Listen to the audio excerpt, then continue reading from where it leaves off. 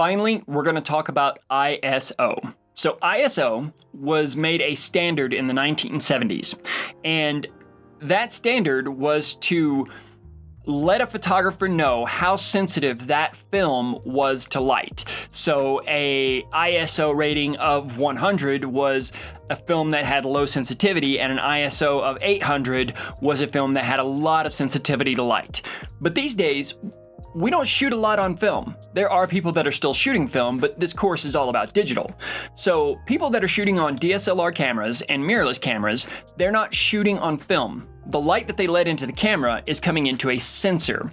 The sensor is what interprets the image. The ISO rating has been translated over into DSLR and mirrorless cameras in order to control the sensitivity of the sensor. Say that again. The ISO controls the sensitivity of your sensor to light. If you have a low ISO number, that means that your sensor is not very sensitive to light. If you have a high ISO number, then your sensor is very sensitive to light. Let me give you some examples. So right now I am shooting at ISO 400. This is roughly the native ISO for the camera that I'm shooting on.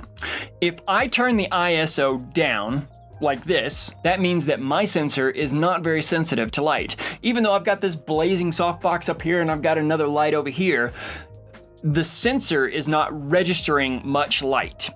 But if we take the ISO up, so right now it's at 100. I'm shooting the rest of these videos at 400, but let me take this thing up a bit. So I put it up to 800, and this definitely brightens up the scene. You can see that my light that's hitting me right here is kind of washing out just a little bit more. It's not truly overexposed, but it is pretty bright.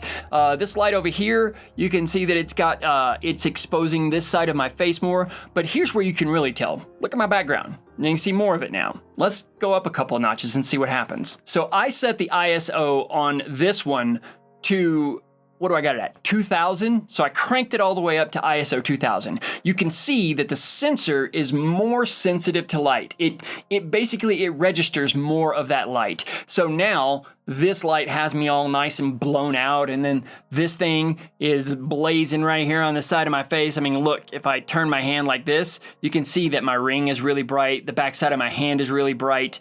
You can see that this other hand that's going into the frame, that's really bright. You can also see more of my background, okay? So the ISO in this situation is too high. It is too bright. Having a high ISO comes with another issue. So right now I'm throwing an effect on the screen. Now this is post-production just to kind of illustrate it, and I really cranked this up a little bit more than it should be, but I really want to illustrate this point. A high ISO will give your image noise. That's right, you're seeing it right here, this noise that's on the screen right now.